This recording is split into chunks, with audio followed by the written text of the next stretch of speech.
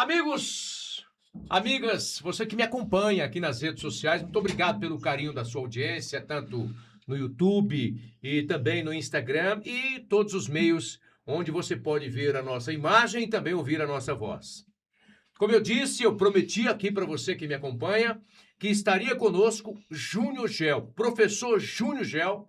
Ele viria especificamente de Palmas, do Tocantins, para poder conversar com a gente. E uma conversa, eu falava agora anteriormente com o pessoal dele, sem briefing. Sem aquela coisa, aquela preparação. Olha, isso aqui não pode perguntar. Olha, isso aqui pode perguntar. Porque você que tiver coragem de sentar nessa mesa aqui, e aqui nessa mesa só senta quem tem coragem, só senta o político que vem aqui, só senta quem tem coragem de olhar nos olhos e responder as perguntas que eu tenho.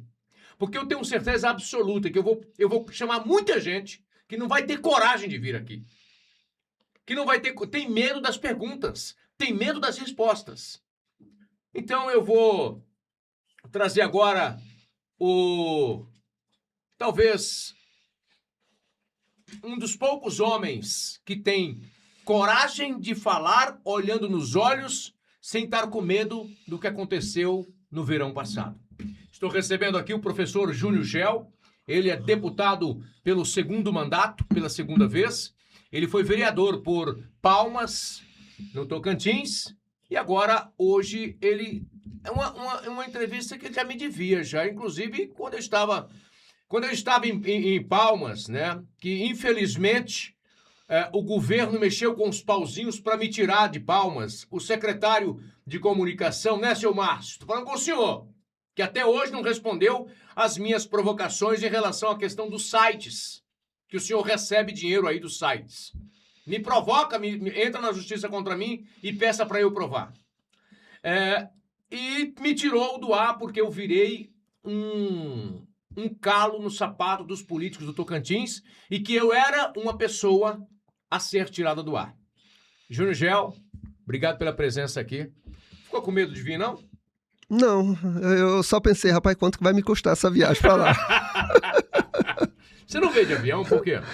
Rapaz, avião é muito caro, eu não vejo sentido em você gastar. Eu ainda cogitei a possibilidade de vir de ônibus, só que você marcou 8 horas e eu podia atrasar, então eu não vou de carro, resolvo, tenho agenda em Gurupi logo depois, aí no retorno já fica em Gurupi para depois retornar a Palmas. Você aproveita, faz as duas coisas. Com certeza. Deputado, o senhor... Posso perguntar qualquer coisa? Fica à vontade. Qualquer coisa, deputado? Fica à vontade. O senhor tem algum rabo preso com alguém? Não, preso eu estou com minha esposa e muito feliz de estar preso com ela.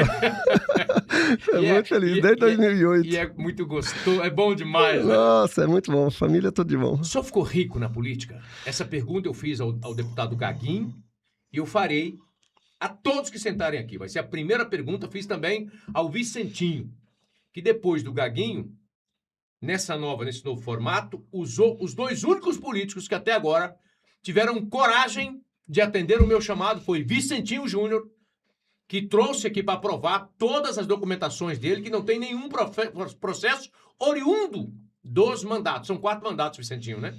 Acho que sim. Oriundo dos 4 mandatos. O que não é fácil. O senhor ficou rico na política? Eu fiquei rico com educação. E pode ter certeza, quem conhece a nossa realidade, de onde viemos, para onde chegamos, a educação transformou a minha vida, transformou a vida dos meus irmãos, transformou a vida de todos nós. Nós somos 7 irmãos, 6 moram em Palmas, 1 mora em Porto Nacional, nós somos de Porto, Monte do Carmo, Paraíso, as nossas raízes estão nessas cidades. E quando você se torna servidor público, e os 6 são concursados, eu sou um deles, quando você se torna servidor público, você abre mão de 2 coisas. Uma, de passar fome, a outra de ser rico. Mas perto da realidade financeira de onde nós crescemos para onde estamos, para mim eu sou rico. Você é rico. Quem me olha fala assim, não é nem rico não, eu sim, mas eu me considero. Eu estou morando numa casa que é financiada, mas é uma casa que para mim é um sonho de consumo, sabe? Perto de onde nós viemos, de onde nós crescemos, de casa onde você era cimento queimado, não tinha forro, era um quarto para 4 meninos, outro quarto para 3 meninas e um quarto para os meus pais, entendeu? Eu fui visitar a casa. Tava eu e minha irmã, uma de minhas irmãs, certa vez voltando lá em Porto, visitar a casa lá na Lavandeira, que não é o município Lavandeira, mas um bairro em Porto popularmente conhecido como Lavandeira. Conheço. E paramos ali em frente, uma vizinha que comprou a casa de meus pais, né? Onde nós crescemos. Aí nós entramos e falou, vocês querem entrar? E nós entramos, aí ela foi mostrando a casa. Aí quando mostrou o quarto das minhas irmãs, eu parei, olhei, minha irmã ficou olhando, aí a dona da casa, que era a nossa vizinha, virou e falou assim, é pequeno, né? Aí aí ela, pois é, não tem condição de ninguém dormir aí. Aí é a nossa despensa. E foi nessa despensa que minhas 3 irmãs cresceram ali dentro. Entendeu? E o quarto... 3 irmãs. Minhas 3 irmãs. Quais os nomes delas? A Jússi, a Rosa e a Cris. Jússi, Rosa e Cris, um abraço a vocês. Mas ali, depois eu acabei voltando com minha esposa e meus 3 filhos, para que conhecesse a nossa realidade, conhecer de onde nós viemos, entendeu? E eu não tenho vergonha nenhuma disso, pelo contrário, eu me orgulho. Eu vi um post falando assim, se você voltasse à sua infância e você fosse colega de aula dos seus filhos, você acharia que eles eram filhos de rico? Aí aquilo vem na memória, sabe? Aí logo embaixo falava assim, não tenha vergonha disso, tenha orgulho, você quebrou um ciclo. Deputado, eu me lembro, eu preciso só fazer essa colocação, deixa eu colocar aqui esse caquinho, um pouquinho da minha história de vida. Eu me lembro de ir para a escola descalço, que não tinha sapato para calçar. Eu me lembro de estar na fila, e minha mãe passava um óleo de mocotó, e parece que o óleo de mocotó estava vencido na cabeça da gente. E eu me lembro que enquanto estava na fila para pegar a merenda, ficava só eu e meu irmão na fila, que o povo corria da gente. Então, essas coisas que pra gente são muito caras, né? Essa coisa do passado. Se você voltasse hoje no seu passado, o que você corrigiria? O que você não faria de novo? Ou o que você faria de novo? Eu me dedicaria mais aos estudos, porque eu nunca tive dificuldade com estudo. Mas eu nunca me preocupei em ser melhor aluno de turma, nunca me preocupei em estudar em excesso. Eu simplesmente tirava nota para passar de ano, era mais ou menos nessa vertente. Graças a Deus, nós fomos bolsistas. Você chegou a morar em Porto Nacional, minha mãe conseguiu bolsa para todos os 7 filhos. No a colégio. Bolsa é importante? Nossa senhora, você nem imagina, a nossa vida se transformou em função da oportunidade que tivemos naquele colégio das irmãs, em Porto Nacional, que era um colégio conveniado com o Estado e fornecia bolsa para quem não tinha condição. Minha mãe chegou a trabalhar lá, certo, e nós éramos bolsistas naquela escola. Ali foi uma transformação de vida, foi transformação de realidade para todos nós. Eu fiz geografia na Universidade de Brasília, na UNB, morei no alojamento da UNB, e me perguntam se eu morava em Porto. Se em Porto tinha geografia, por que eu fui fazer em Brasília? Porque na época que nós morávamos em Porto, na década de 90 ainda, o governador Siqueira Campos transformou a única universidade pública que existia no estado, que era a Unitins, não era o UFT ainda, transformou a Unitins em fundação. E quando transformou em fundação, começou a cobrar mensalidade. Justo quando eu ia entrar na faculdade. Então nós não tínhamos condição de pagar. Ou eu ia para fora fazer, se meus pais tivessem condição de me ajudar nesse sentido, ou então eu não faria faculdade. E aí, eu fui para Brasília, morei um semestre na casa de meus tios, de favor, em Sobradinho, e no semestre seguinte eu consegui alojamento na UNB. E morei o tempo da faculdade lá na UNB. Você falou antes dos seus pais.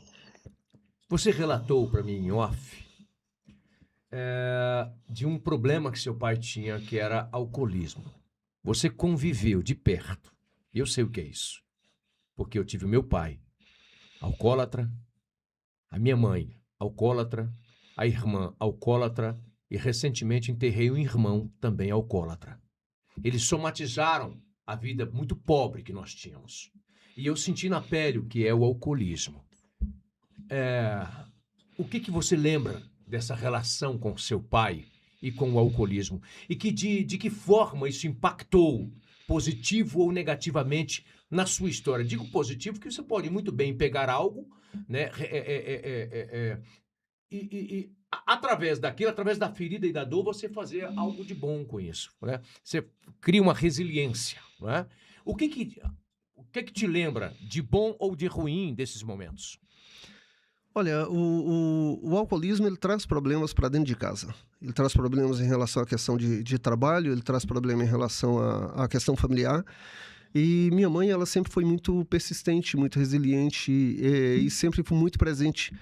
E meu pai também. Meu pai era uma pessoa muito boa. Era uma pessoa muito querida, era uma pessoa muito amada por todos nós.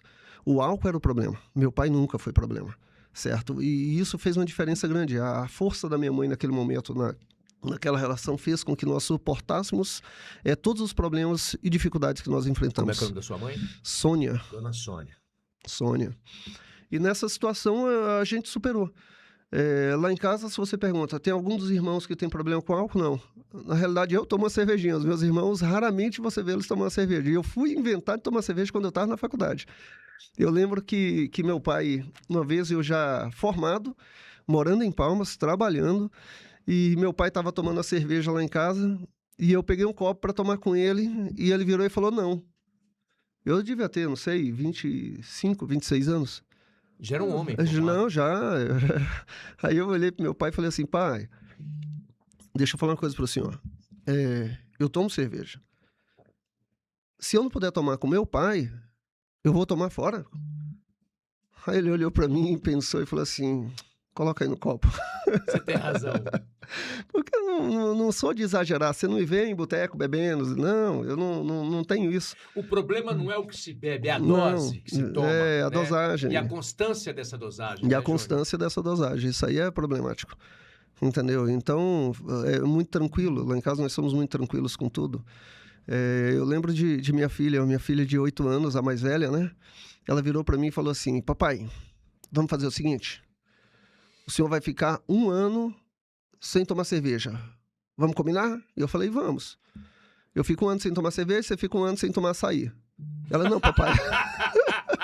Não, papai, vamos fazer o seguinte, esquece esse negócio. De vez em quando você bebe sua cerveja, de vez em quando eu tomo meu açaí. Ô, Júnior, tem saudades do seu pai? Ah, demais. Quem não tem, né? Tem quanto tempo que você perdeu ele? Meu pai, ele partiu em 2019, primeiro semestre de 2019. Qual o nome dele? Ele é conhecido como Lulu Pereira. Lulu Pereira. Lulu Pereira. E era uma pessoa muito querida, muito extrovertida, gostava de fazer amizade, conversava demais, conhecia a história da vida de todo mundo, das famílias de todo mundo. E eu topo com muita gente que ainda conversa comigo, fala assim, rapaz, eu conhecia demais seu pai, tomava cervejinha com ele, uma cachaçinha com ele. Aí eu falo sério, falo assim, não, meu pai não bebia. Aí a pessoa fica assim, como assim não bebia? Eu, não, meu pai não bebia. E eu falo sério, a pessoa fica assustada. Ué, que isso? E eu falo assim, não, meu pai gostava de confraternizar e fazer amizade. Se necessário fosse beber para isso, aí ele faria. Você que conviveu com o alcoolismo, o que significa isso nas vidas das pessoas hoje no Tocantins? Olha, o alcoolismo está muito mais presente em famílias de baixa renda. Ele está muito mais presente. Porque as pessoas enfrentam, não só no Tocantins, mas no Tocantins é muito presente, enfrenta problemas financeiros os mais diversos, até mesmo pela ausência do poder público, certo? Então, os problemas você acaba levando para tentar esquecer de problema em cima do álcool. Somatiza tudo isso. Somatiza tudo isso. Em cima do álcool. Você tem problema financeiro? Em cima do álcool. Você tem problema família em cima do álcool. Você tem problema de ausência de emprego? Em cima do álcool. Quer dizer, como se o álcool fosse a solução de algum problema. Te tira daquela realidade nua e crua que você está vivendo. Momentaneamente e te afunda numa outra realidade pior ainda. Então, traz depressão, etc. E tal. Traz uma série de consequências negativas. Deputado, vamos falar de política? Olha aqui dentro dos meus olhos. Eu posso fazer qualquer pergunta. Fica à vontade. O senhor se considera um homem honesto? Eu me considero. Eu não entrei na política para ser diferente. Quer dizer, para ser diferente do que ocorre na política. Não para ser diferente dos princípios que eu carrego. Honestidade para você é obrigação ou é motivo para soltar foguete? Na realidade, a honestidade é um princípio que você carrega consigo da criação que você teve. Quando você tem pessoas dentro da sua casa que te ensinam, e não só de falar, mas da forma de agir, como deve ser feito, você cresce com esse princípio. Quando você cresce num berço familiar, onde os desvios são comuns e acham que é normal, aí você, de fato, cresce com esse erro e você leva para onde for, seja na política ou fora dela. E dentro da minha casa, como eu havia mencionado hoje mais cedo para ti, o que carrega meu pai para mim, resumindo em uma palavra, é honestidade. É honestidade. E eu cresci nesse meio, eu carrego isso comigo. É possível... O senhor foi vereador, 2 mandatos de vereador? 2 mandatos de vereador. Nós temos aí 16 anos de mandatos, né? 8 anos de mandato de vereador, mais 8 anos agora. Foram 6 de vereador, né? Porque... Exato. Então vamos colocar aqui 14 anos Sim. de mandatos. Agora o senhor vai para uma reeleição. É possível ser político e ser honesto? Político e honesto entra na mesma frase? É possível isso? Na realidade, se você é honesto em qualquer lugar que você for.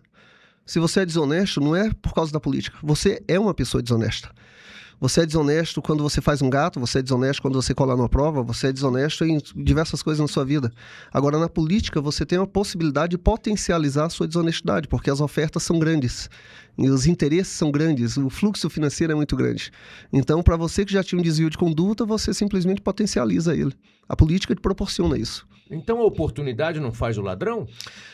Muitas vezes a oportunidade faz o ladrão. Agora, o ladrão já existe dentro de você. Te então potencializou. Não é a oportunidade que faz o ladrão. Não, ela potencializa o que você está guardado e você segura. Lá dentro. Com certeza. Entendi.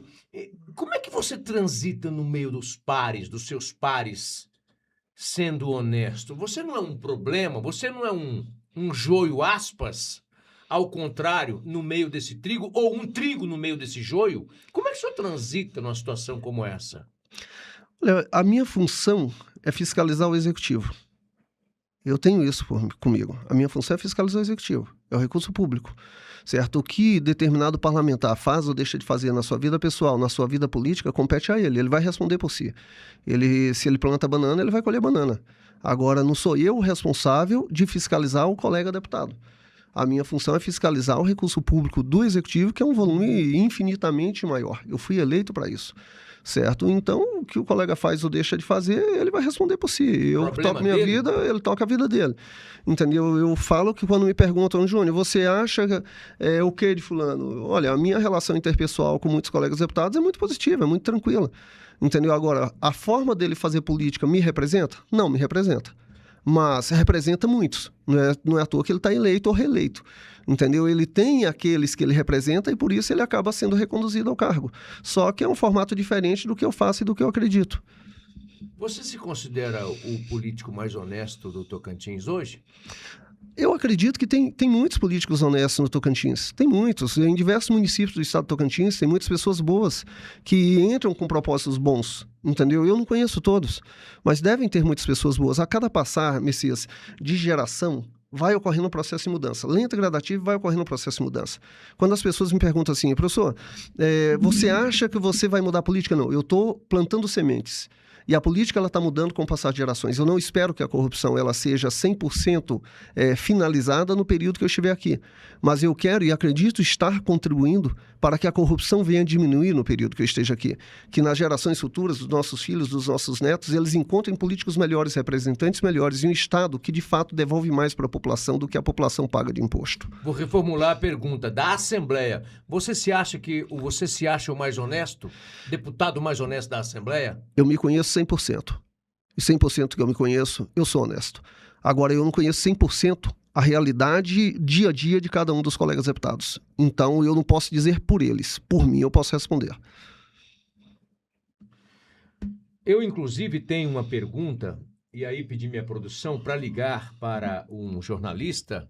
Eu nem vou dizer para o senhor quem é o jornalista que eu vou ligar, tá? Eu posso colocar qualquer jornalista aqui para fazer a pergunta para o senhor? Fica à vontade. O senhor está pronto para responder? Nossa, eu já estou lá respondendo todo mundo. Pedi para o Marcelo ligar para mim aí, fazendo um favor, para um jornalista, para que a gente possa fazer algumas perguntas aqui. O senhor é candidato à reeleição estadual? Pré-candidato à reeleição de deputado estadual. O senhor foi o 19º mais votado? 19º mais votado entre os eleitos a deputado estadual. E o que o senhor espera agora nessa eleição? Ser reeleito. Se está entre os primeiros ou os últimos, mas está reeleito. Entendi. Como é que o senhor... Mande um WhatsApp primeiro para ele, aí você fala que nós estamos aqui ao vivo, porque eu acho que esse jornalista não tem esse número aí.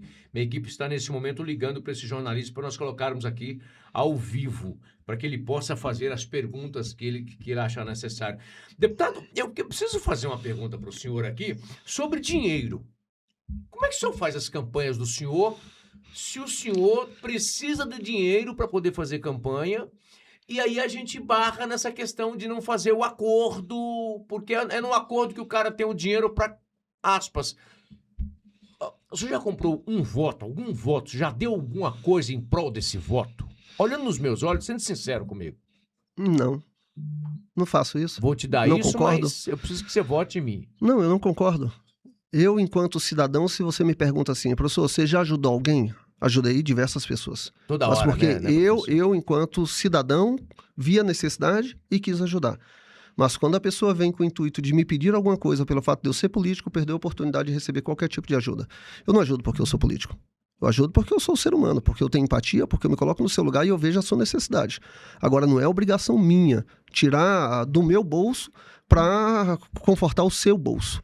Não é obrigação minha. A minha obrigação é coletiva, é resolver problemas coletivos, não problemas particulares. Mas eu sei que muita gente enfrenta problemas particulares dependendo da necessidade imediata. E se eu tiver possibilidade, por que não ajudar como eu ajudaria estando fora da política? E já o fazia antes da política. Você Então, dá não dinheiro é no seu política. gabinete? Não. As pessoas que procuram na Assembleia para ajuda financeira falam, eu não mexo com dinheiro. Eu não trabalho com dinheiro aqui. Eu recebo 50 pedidos por dia de ajuda financeira. É impossível você manter esse tipo de ajuda. Isso te liberta? Isso te dá a oportunidade de ser livre? Porque quando você não recebe um dinheiro aqui, quando você recebe um dinheiro de algum empresário, de alguma pessoa, você deixa de ser livre porque você fica amarrado com ele. Você se sente um cara livre? Com certeza. Eu não tenho amarra, não tem esse tipo de situação que me prende. Tem gente que gasta muito dinheiro, faz dinheiro durante o mandato, seja dinheiro particular ou não, mas faz dinheiro durante o mandato para manter a reeleição. E eu não trabalho nessa vertente. Se me veem como uma boa opção para representá-los, excelente. Se não me veem, paciência. É sinal de que deve ter alguém melhor para entrar no meu lugar. Eu estou agora com o jornalista, agora sim, o Einstein, não é isso, Einstein? O seu nome é o Einstein, né? O Einstein Menezes, estamos aí. O Einstein Menezes é do Opinativo Político, não é isso, Einstein? Isso, exatamente. Fala um pouquinho do trabalho que o Opinativo tem feito aí no Tocantins, em Palmas, meu irmão. Prazer falar com você. O prazer é todo meu, obrigado pelo espaço aí. Muito bom dia para você, Messias, e para o deputado Júnior Gel aí, excelente entrevista. Olha, o Opinativo Político começou ali como um site de opinião, e aí foi acabando virando notícia, opinião, informação. E estamos por aqui, com aquele perfil ali com um público mais conservador, estamos caminhando. Quando você fala seu público conservador, você defende a direita ou é a extrema direita, Einstein? Qual a avaliação que você faz? Eu acho não, como dizia Enéas, né? A gente sabe ou não sabe, né? Aham. Tenho certeza que tudo que é extremo passa do ponto. Então, É ruim, né, Einstein? O extremo ele não leva nada para lugar nenhum. Isso aí é que tem causado discussões que não levam o país para lugar nenhum e só tem causado ódio de um lado e de outro, né? Entendi. Aí tem aqueles que chamam ódio do bem, ódio do mal, e ódio é ódio, né? Ódio é ódio, concordo com você. Não tem nem do bem nem do mal. Olha, eu disse aqui ao deputado que se eu podia colocar aqui qualquer jornalista para poder fazer qualquer pergunta. Ele disse que não tem nenhum problema, que ele responderia. E você tem, evidentemente, as suas perguntas. E se ela é capciosa ou não, se a pergunta é forte ou não, ela é uma pergunta. Como você disse, não tem ódio do bem nem ódio do mal. Tem a pergunta, né? Qual que é a pergunta que você tem aí para o deputado Júnior Gel? Deputado, tudo bem com o senhor? Tranquilo aí? Bom dia pro senhor. Tá tranquilo antes da pergunta. Depois da pergunta a gente vai ver. Tudo bem, Einstein? Deputado, a gente sabe que a gente tem que fazer conjecturas políticas, tem que entrar no grupo político ou em outro grupo político. Eu vejo o senhor falando muito na questão de corrupção, né? Escândalos de corrupção sempre existiram no estado do Tocantins, infelizmente no país inteiro. E eu vejo o senhor falando muito hoje aí do atual governador do estado do Tocantins, que teve escândalos, que é investigado. E hoje o senhor sobe no palanque de um outro deputado que se candidata ao governo e também é investigado pela Polícia Federal aí por um suposto esquema de 170 milhões. E eu quero saber qual que é a diferença de um investigado para outro investigado. Porque juridicamente não tem ninguém condenado. A gente tem que olhar sobre essa perspectiva. Queria saber a diferença de um para o outro. O que a gente só precisa deixar claro é que o governador já sofreu uma intervenção da justiça, né? Ele foi afastado, inclusive a família dele, a esposa também foi afastada, então ele já sofreu isso e o Vicentinho ainda não passou por isso. Só deixar claro, os 170 milhões são 80 milhões que entrou, esses 80 milhões saíram e você soma, segundo o deputado, os 170 milhões. Mas eu vou deixar então o deputado Júnior Gel responder essa pergunta do jornalista Weinstein. Deputado, qual que é a diferença, ele está falando aqui, dos dois investigados no seu ponto de vista, já que o senhor apoia o Vicentinho? Eu acho interessante porque, ao longo dos meus mandatos, as pessoas não fazem perguntas sobre mim, não fazem perguntas sobre minha história, se tem investigação sobre mim, se tem corrupção envolvendo meu nome. Porque, de fato, pesquisar já deve ter pesquisado demais, mas não encontra nada. Mas, respondendo, então, a pergunta sobre terceiros...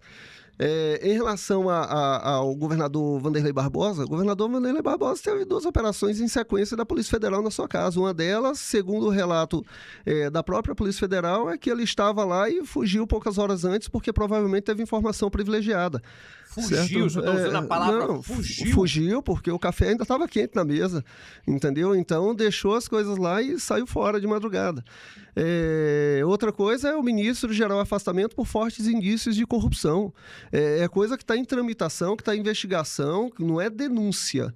Agora, eu estou no PSDB... Deixar claro que indícios não são comprovadamente, não é trânsito Até que não julgado. seja trânsito julgado, indício, né? permanece indício. Exatamente. Seja de cesta básica em período de pandemia, seja 430 milhões de reais em shows, que sabemos muito bem os valores e quais são os shows, como funciona esse esquema. Seja uma série de outros fatores de investigação. Mas, em período eleitoral, muito se cria de factoide e denuncismos para tentar colocar todo mundo dentro do mesmo barco. No mesmo balaio. No mesmo balaio, exatamente. Eu estava no PSDB, o deputado Vicente Júnior veio para o PSDB e propôs ser candidato a governador do estado, o que eu vejo com muito bons olhos. Até mesmo porque, diferente do que ocorreu com o outro candidato, o mesmo não aconteceu com ele. Denúncia, eu vi o podcast que ele esteve aqui contigo, Messias, onde ele afirmava, olha, era uma empresa que era do meu sogro. Meu sogro foi assassinado em 2024. Desde que a empresa foi criada, ao longo de quase uma década, de empréstimos, financiamentos de dinheiro que entrou na empresa e dinheiro que saiu, o jornalista que fez essa denúncia, eu não sei se o Einstein teve acesso, ouviu esse podcast, do dinheiro que circulou ao longo de quase uma década, entre entrada e saída de dinheiro de uma distribuidora, se não me engano, que ele mencionava, sim, foi isso. Certo? Foi aproximadamente o valor que foi mencionado. De 80 milhões, né? Exatamente. Segundo ele, teria entrado 80 milhões e saído 80 milhões, o que o pessoal coloca, chega de 170, 160, Aí, 170 pelo milhões. fato de você estar na política, já tenta associar você como se fosse uma coisa totalmente deturpada, associada à questão pública. Entendeu? Então, principalmente ano eleitoral, tudo isso acontece. Mas deputado político tem que ser, ele não tem que ser que só parecer honesto, tem que ser honesto mesmo. Tem que ser honesto, com certeza, tem que ser honesto. Independente de qualquer que seja a situação. Weinstein, você ficou feliz nessa resposta? Só quero fazer uma observação, que eu vejo que em todo o país, aqui no estado de Tocantins, não é diferente, as perguntas sempre incomodam os políticos. E eu tenho que discordar do deputado quando ele fala na questão de que a pergunta não é sobre ele, a pergunta é diretamente sobre ele, sobre os posicionamentos dele. Não é só pergunta sobre terceiros. A pergunta aqui é sobre o posicionamento dele. E o fato é que nós estamos nos dois polos com investigações em andamento da Polícia Federal.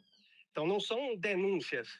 Existe uma investigação da Polícia Federal de ambos os lados. Eu não estou falando que um lado A ou o lado B é melhor. Estava aqui questionando de um posicionamento do deputado.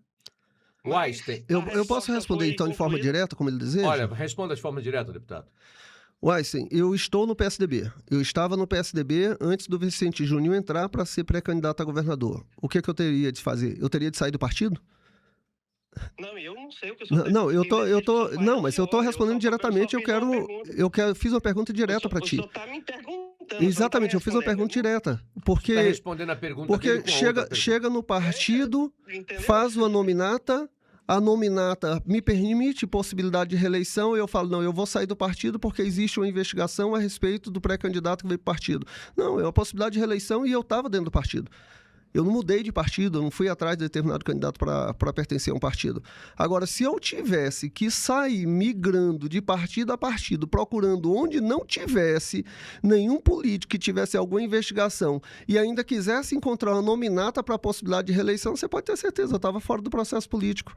Exatamente. É isso que eu queria ouvir. Deixa eu aproveitar, Weinstein, nessa pergunta que você faz. No seu ponto de vista, como o deputado foi direto e respondeu direto, eu acho que você também é um cara direto, você vive como ninguém a política no Tocantins. No seu ponto de vista hoje, qual dos candidatos a governador que o senhor colocaria a mão no fogo, que é 100% honesto? E nenhum político coloca a mão no fogo, que isso fique bem claro. Eu não coloco a mão no fogo por ninguém.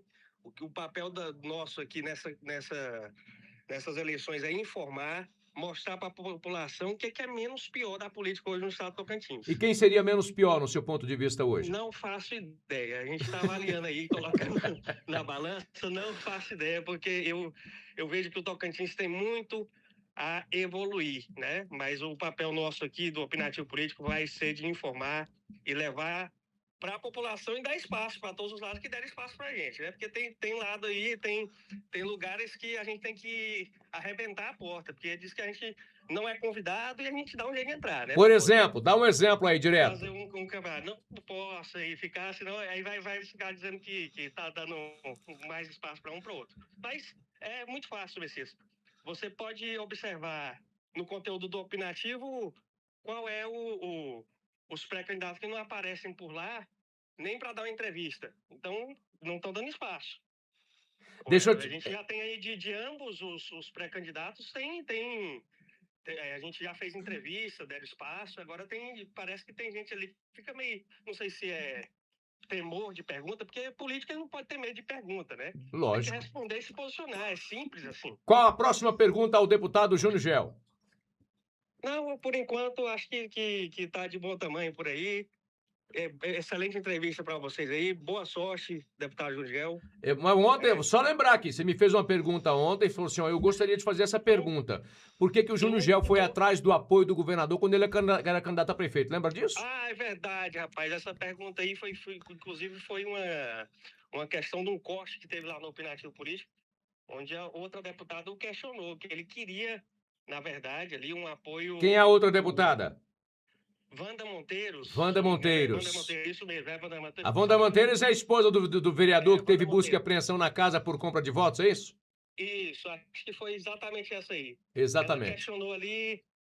Ela questionou ali porque que o Júnior Gel, naquela época, queria um apoio do governador em 2023, e aí agora ele virou oposição. Isso com as palavras dela, né? Sim. Aí eu queria saber se existe essa questão do próprio deputado mudar de posicionamento de acordo com a ocasião política. O que mudou, deputado? O senhor pediu apoio do governador, agora o senhor vira oposição e metralhadora em cima do governador do estado. Isso é fato ou não é, né? Na verdade, Messias. Tu perguntar se é verdade, né? Júnior. Não é fato. São narrativas criadas. Mas eu explico claramente. O Aysen mora lá em Palmas, ele conhece o jogo político ali dentro. E, aliás, deixa eu só fazer... É um cara corajoso que eu preciso aqui colocar, que eu tenho visto as falas dele, e fazer o que o Aysen faz hoje no Tocantins e ter liberdade para falar e para bater, tem que ter coragem. Aliás, para ser jornalista não é fácil. Tem que ter coragem. O que ela quer denunciar que tinha um carro, tá? Um carro monitorando a vida dele na porta da casa dele, tá? É importante lembrar isso, e qualquer jornalista do Tocantins que sofrer ameaça pode contar com o meu apoio. Pode contar com o meu apoio. Eu não preciso de dinheiro de governo, tá? E eu estarei sempre aqui. Eu não estou falando só de Tocantins, não. Nem de Tocantins, nem de Goiás. De lugar nenhum. Estarei sempre aqui a postos para defender os nossos guerreiros jornalistas. Mas responda, deputado. Olha, eu fui reeleito deputado estadual pelo Partido Social Cristão, PSC. O meu partido, ele ocorreu uma fusão nacional, a incorporação, na realidade, pelo Podemos. Como eu já tinha sido candidato a prefeito em 2020, entrei em contato com a presidente nacional do Podemos para relatar a minha situação e que eu queria, pelo Podemos, ser candidato novamente a prefeito de Palmas. Havia tido uma conversa por telefone, para mim estava tudo certo. Para mim, se você já conversou, já está tudo alinhado, não tem por que eu ficar toda semana lembrando. Você é do fio do bigode? Do fio do bigode. E aí, naquela situação, o que ocorreu é que mudaram o jogo. No Podemos, levaram o Eduardo Siqueira para o Podemos, e eu já estava lá, deputado estadual, para me tirarem da jogada, para não deixarem eu ser candidato. Eu entrei na Justiça, junto ao TRE, consegui por 7 votos a 0 o direito de deixar o partido sem perda de mandato, certo? E nesse meio tempo em que eu entrei na Justiça, diversos partidos eu estive em conversação. E o governador Wanderlei Barbosa, em uma conversa comigo, ele me convidou para ser candidato a prefeito pelo Partido Republicano. O convite partiu dele. O convite partiu dele. Certo? Ele me fez o convite, eu até me pegou de surpresa, falei assim, calma, governador, calma, o negócio não é muito rápido assim não, mas agradeço o convite, vamos pensar lá na frente, entendeu? Quando soube, a colega que ia ser candidata a Janade soube disso, ela movimentou os deputados que a acompanhavam, que eram inclusive do Republicanos, para pressionar o governador e não deixar que isso acontecesse, e assim aconteceu, tanto que houve uma pressão e eu acabei não sendo candidato pelos Republicanos. Então o senhor foi atrás do apoio do governador? Não, o governador, ele me fez esse convite. Agora, eu tinha uma conversação com o deputado federal Alexandre Guimarães, que iria assumir o MDB para que eu pudesse ser candidato pelo MDB. Só que naquele momento que ele iria assumir o partido até então estava com o Marcelo Miranda. E a Janade, penso eu, que ela soube disso, deputado estadual que ia para pleitear a prefeitura, ela já antecipou-se com o Marcelo Miranda e levou o MDB para o grupo dela. E assim eu conversei com o presidente nacional do Solidariedade, não sei se presidente ou vice-presidente, o Eurípides Júnior, na época, para ver se eu poderia ser candidato pelo Solidariedade. Eles tiveram uma conversa lá em cima, quando pensar que não, o deputado Vilmar, que era do Solidariedade no Tocantins, entrou em contato lá e levou o Solidariedade para o grupo da concorrente Janade. E aí o partido da prefeita, então, Cíntia Ribeiro, certo, fez um convite para mim para que eu pudesse ser candidato por lá. Foi o que aconteceu. Eu conversei com diversos partidos concomitantemente e todos os partidos foram levados para o grupo da deputada Janade. O partido que me restou, eu não digo que seria a última opção, não é isso, mas o partido que eles não conseguiram levar foi o partido da prefeita de Palmas. E assim acabei saindo candidato pelo partido da prefeita de Palmas. Einstein, satisfeito, querido? Satisfeito. Aqui a gente faz uma pergunta, a gente só quer o esclarecimento da resposta direta. Agora, Messias, se você me permitir, aqui também tem uma pergunta que seria a última aí, para não tomar muito tempo do programa. Os políticos aqui, Messias, eles se esquivam muito de um debate que vai para a rua. Esse debate ele vai para a rua, que é o debate entre esquerda e direita. E isso aí tem percorrido os bares, tem percorrido as repartições públicas, empresas. E esse debate e essa pergunta é importante, ela tem que ser porque ela está na rua. Mas os políticos, em geral, aqui do Tocantins, eles se esquivam disso. Se eles se posicionam como direita, como esquerda, nós vimos aí que tem gente que vai se posicionar, tem gente que diz que não quer falar disso aí. Eu quero saber, o deputado Júnior G, o que ele acha desse debate e qual é o posicionamento dele, posicionamento direto, qual é a posição dele nesse cenário. Quem é de esquerda vira para mim e fala que eu sou de direita. Quem é de direita me aponta como se eu fosse de esquerda. Eu acho interessante isso. Na realidade, eu carrego princípios que eu defendo. Eu combato a corrupção. Isso é provado. Lá dentro já demonstrei isso. Eu fui o único deputado estadual a entrar com pedido de impeachment de 2 governadores.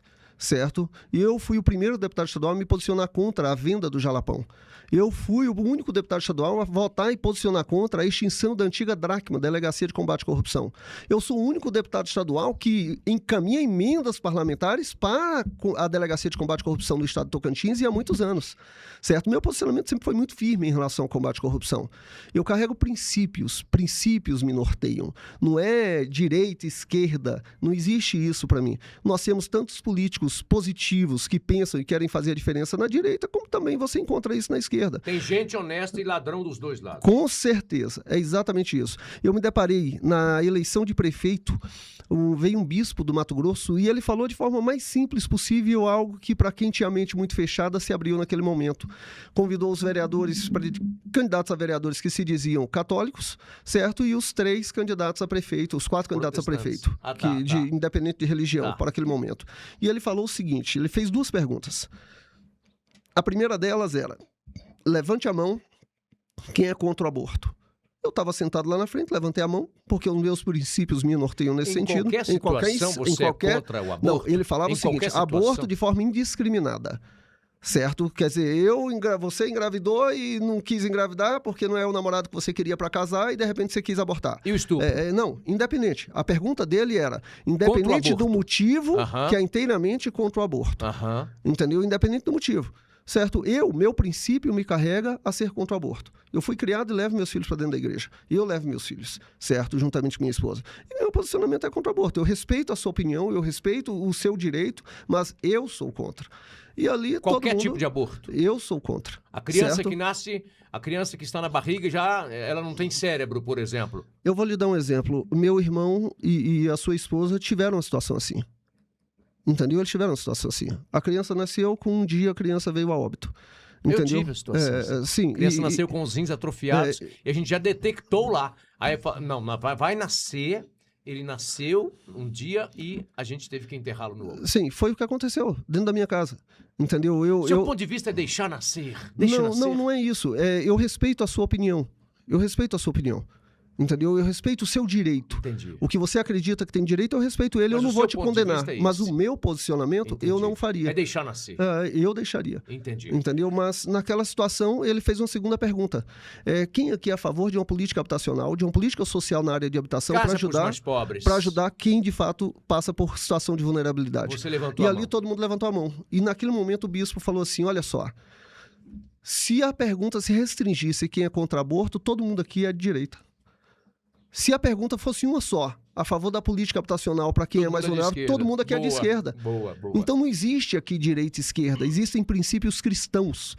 Vocês têm que se nortear por princípios cristãos e não política partidária de extremismo direita ou esquerda, porque esse extremismo não leva ninguém a lugar nenhum. E o que me norteia são os princípios cristãos. E o Caiado está se colocando aí para quebrar esse antagonismo, né? Ele tem se colocado. O Einstein, você ficou feliz aí com as respostas, querido? Não, feliz não. Eu quero que as pessoas fiquem bem informadas. Feliz Bacana. é um... Não, desculpa, não é feliz, é satisfeito com as respostas? Eu espero que as respostas tenham sido claras para a população. Para mim ficou, né? Eu espero que essa informação chegue e clareie aí o norte de cada eleitor. Porque essa eleição aqui do Tocantins está uma bagunça que a gente não sabe. Os próprios deputados não sabem se vai ser candidato, não vai ser. Tá aquela quinzumba, como diz aqui, né? É muita Einstein? É muita operação, né, Einstein? Mas eu serei candidato, viu, Einstein? Se você não tiver compromisso. Ó, o deputado quer pedir o voto. Pede o voto, deputado. Eu serei candidato. Não posso pedir o voto, mas peço que você me acompanhe. Mas na hora certa, assim eu farei. Que é complicado aí. O Einstein, como é que faz para poder seguir você nas redes sociais, querido? Só seguir lá, @opinativo_político _oficial. Também tem um YouTube, você digita lá no cantinho da busca, Opinativo Político. O YouTube a gente está reformulando ele. Em breve vamos ter um programinha lá para falar diretamente, de forma mais clara sobre a política e o que realmente foi dito. Porque o que acontece...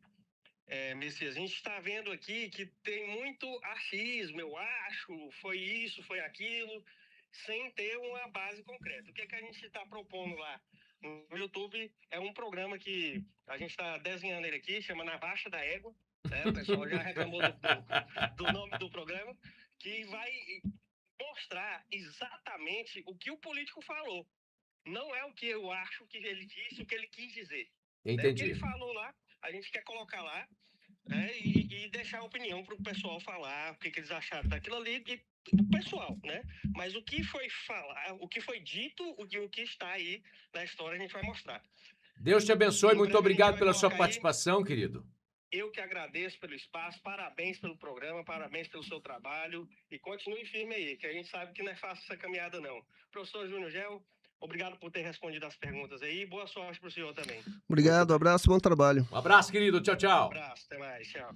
Eu quis colocar ele aqui para não ficar achando que o Júnior veio para cá numa conversa de mamão com açúcar combinado. Não dou conta disso. Ele fez as perguntas que para ele precisavam ser feitas, né? Tem pessoas que não concordam, mas eu não estou aqui apenas pelos que concordam. Eu estou aqui também pelos que discordam, porque liberdade de expressão é isso, democracia é isso, franquear às pessoas o direito de falar o que elas gostariam de falar. Ainda que eu não concorde com o que você fala, né, aspas, eu daria a minha própria vida para que você tivesse o direito de falar, né?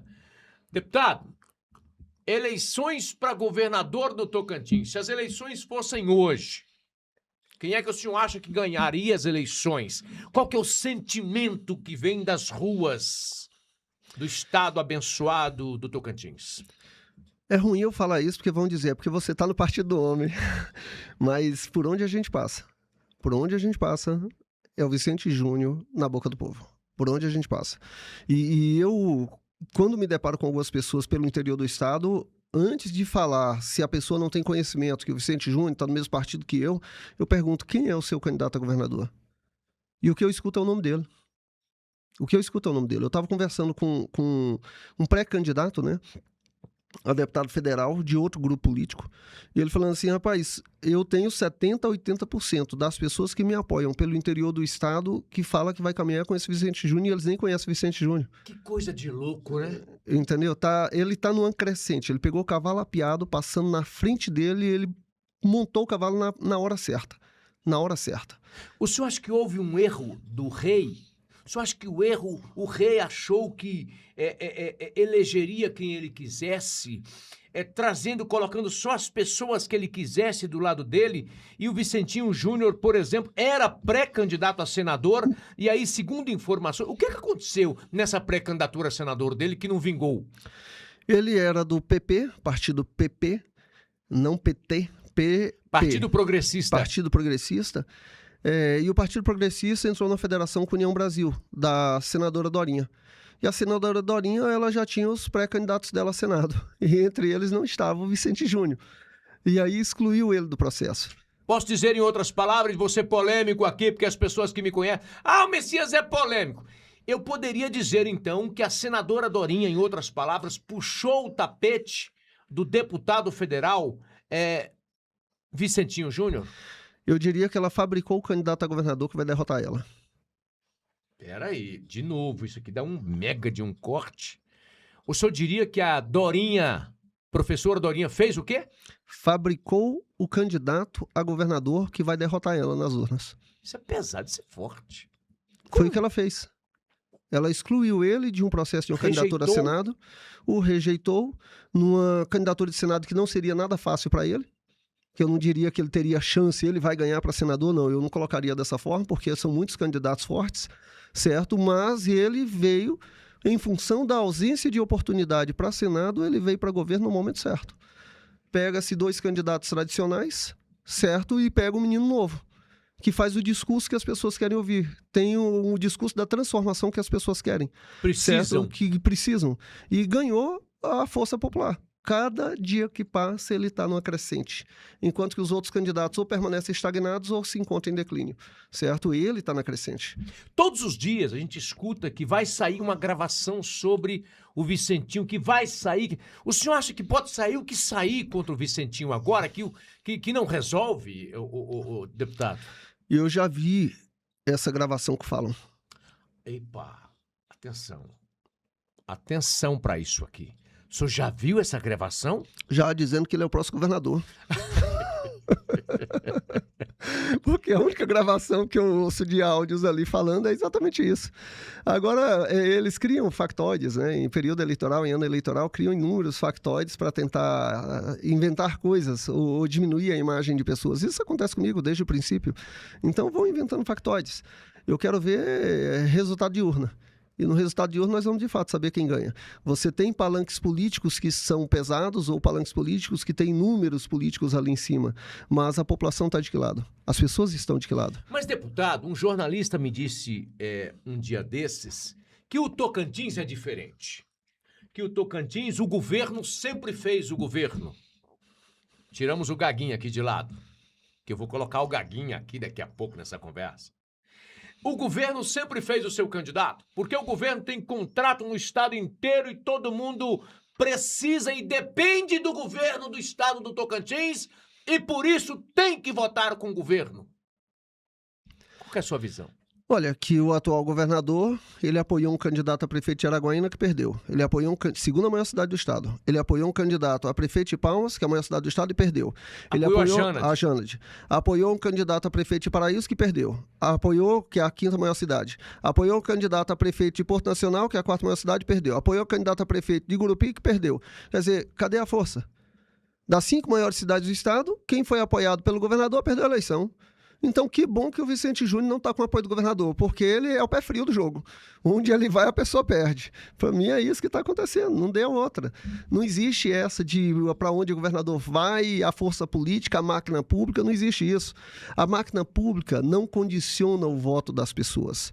Isso aí, talvez, no passado, muito no passado. Nós já estamos, não em 88, quando o Tocantins foi criado, nós estamos em 2026. A mentalidade das pessoas é outra. Ainda existem aqueles que são conduzidos pela necessidade de manutenção de contrato, porque o Estado faz questão de ter contratos e contratados para tentar conduzir o seu curral eleitoral.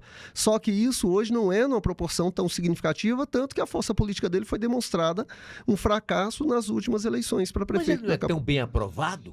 Assim diz ele. Ele diz fala, os seus reverberam, exatamente. O senhor acha que Vanderlei Barbosa mente quando ele fala que ele é o mais aprovado? Porque o mais aprovado, ele teria que ter feito esses prefeitos, como, por exemplo, em Goiânia, onde o governador fez o prefeito, Aparecida de Goiânia, o governador fez o prefeito, Anápolis, basicamente, não, em Anápolis ele não fez, mas em Goiânia ele fez, nas grandes cidades ele fez, Rio Verde ele fez, bem aprovado que é. Lá no Tocantins não aconteceu isso. O senhor acha que Vanderlei Barbosa mente em relação a essa aprovação? Eu acho que mente em relação a um monte de coisas. Opa! Então tá chamando o governador Vanderlei Barbosa de mentiroso, é isso? O senhor tá dizendo? Eu estou afirmando que muito se fala e pouco se faz. Isso aí é fato. Se o senhor disse que ele mente, ele é mentiroso. Muito se fala e pouco se faz. Então ele é mentiroso no ponto de vista do senhor. Com certeza, porque me diz uma coisa, em relação a quem diz que tem 80% de aprovação, por que não faz os prefeitos? Aí já foi uma grande mentira. Diz que não tinha relação com cesta básica, então por que ele foi afastado? Diz que não deve nada a ninguém. Por que a Polícia Federal foi 2 vezes na sua residência? Então, muito se diz e pouco se mostra. Mas não transitou, não basta transitou dizer... em julgado também, né, deputado? É preciso que se diga isso. Não transitou em julgado, mas na minha casa não foi Polícia Federal, não. Não transitou em julgado, mas na minha casa não tem nenhuma investigação. Não transitou em julgado, mas pega minhas emendas e verifica se tem algum rolo. Entendeu? Então, peraí. A situação é fácil se falar, não basta dizer que é honesto. Prove que você é honesto. Prove.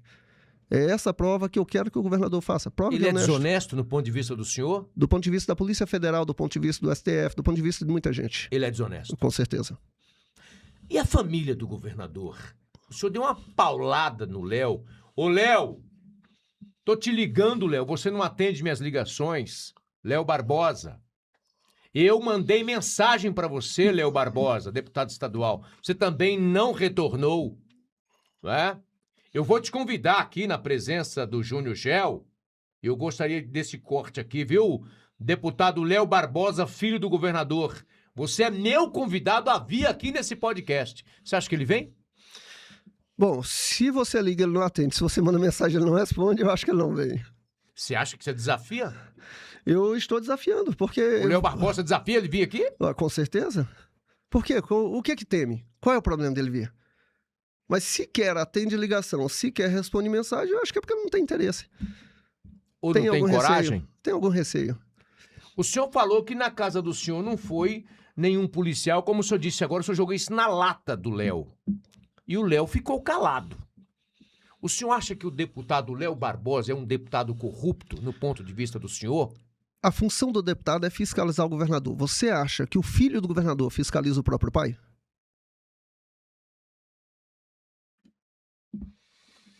Fiscaliza ou não? Pelo jeito, não. Tá defendendo? Entendeu. As cestas básicas, no momento de dificuldade, que as pessoas perdiam seus parentes, pais, mães sendo entubados, morrendo e precisando da cesta básica para sobreviver. Não podia sair para a rua. Não podia. A pandemia trouxe uma segregação dentro de casa e pronto. Quem saía para a rua muitas vezes era o preso. Roubar cesta básica já dói. roubar a cesta básica num cenário como esse chega a ser desumano. Qual que é o ponto de vista do senhor? Que na política, através da corrupção, se mata muita gente. A diferença é que aqueles que estão desviando recurso e matando não se sentem assassinos, mas são assassinos, são os responsáveis diretos por aqueles que morreram de fome, por aqueles que morreram por ausência de atendimento médico, porque o dinheiro da saúde foi desviado, porque o dinheiro da assistência social foi desviado. São assassinos. O que muda é se você estava com a arma de frente para a pessoa e se você puxou o gatilho ou se você promoveu a morte dela, a sentença dela de outra maneira, que foi o que aconteceu. E você não mata só um, né? A morte aí foi de números em período de pandemia. Inúmeros. Fome. Teve gente que morreu de desespero também, né? Ficou desesperada, né? Naquele momento difícil. E naquele momento difícil, rouba-se cesta básica. Deputado, no ponto de vista do senhor, Dorinha não é uma boa candidata? Eu diria que, para a educação, a senadora Dorinha, ela teve uma década como secretária de educação. Ela teve uma década. Mas o plano de carreira dos professores, ele não evoluiu nessa década que ela esteve à frente. Os professores normalistas, pelo contrário, eles tiveram prejuízo nesse período. O professor normalista, ele recebe o inicial hoje de pouco mais de R$2.000. O piso do magistério é de 5.100. Quer dizer, o que aconteceu? Por que não evoluíram? Entendeu? Então, existem dúvidas em relação a isso. A professora Dorinha, ela tem o seu ponto positivo, como também tem as suas críticas que devem ser feitas, certo? Para com a educação básica do estado do Tocantins. São inúmeras as críticas. O senhor acha que a senadora Dorinha teria coragem de vir a esse podcast? Eu acredito que sim.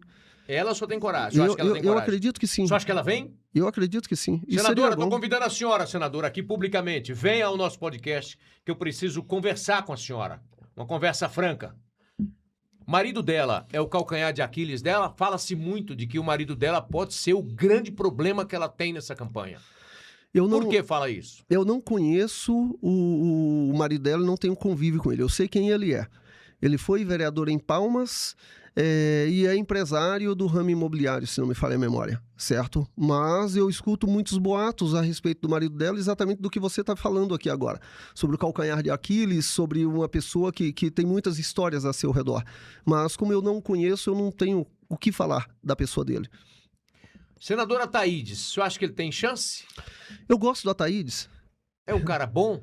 Eu gosto, eu vejo ele como uma pessoa positiva. Eu não sei se o jogo político, a forma com que ele faz a política, se o conduziria ao posto que ele almeja, certo? Porque ele hoje, eu vejo na rede social ele falando que é candidato. Mas eu, no estado por onde eu ando, eu não encontro apoiadores dele, eu não encontro pessoas que estão com ele. Eu encontro pessoas que, assim como eu, têm uma admiração pela pessoa dele. Vice-governador. Qual vice? O governador hoje, o estado não tem um vice hoje? O vice-governador Laurez. Laurez. É porque o governador expulgou tanto o vice, com medo, sei lá. Eu gosto do Laurez, o Laurez foi um bom gestor em Gurupi. Ele deixou a cidade com boa gestão. É bem que isso, por causa disso. Não tem chance? Não, eu diria que chance, na realidade, os 3 ou os 4 candidatos, hipoteticamente, têm, mais intensa ou menos intensa. Mas hoje eu vejo com uma bola da vez o deputado Vicentinho Júnior. Eu vejo ele no crescente. É ele que eu acredito que vai ganhar a eleição para o governo do estado do Tocantins. Deixa eu fazer uma pergunta. Teve uma deputada que chamou o senhor de palhaço. Que o senhor é um palhaço num picadeiro. Você sabe o motivo? Vou perguntar. Eu fiquei imaginando o senhor com o nariz de palhaço na Assembleia Legislativa. Mas também imaginei aquele que não é com o nariz de palhaço sendo algemado e preso por roubo de dinheiro público. Qual das duas cenas o que o senhor gostaria de estar? Num picadeiro como palhaço ou sendo preso por roubo de dinheiro público? Eu prefiro estar no picadeiro como palhaço e que as pessoas ali ao redor tenham admiração por quem está ali à frente, trazendo felicidade a eles. E não do outro lado. Por que a Jane chamou o senhor de palhaço? Porque eu denunciei esquema com emendas parlamentares. Ela está junto nos esquemas? Olha, eu diria que ela se sentiu ofendida com a denúncia que eu fiz.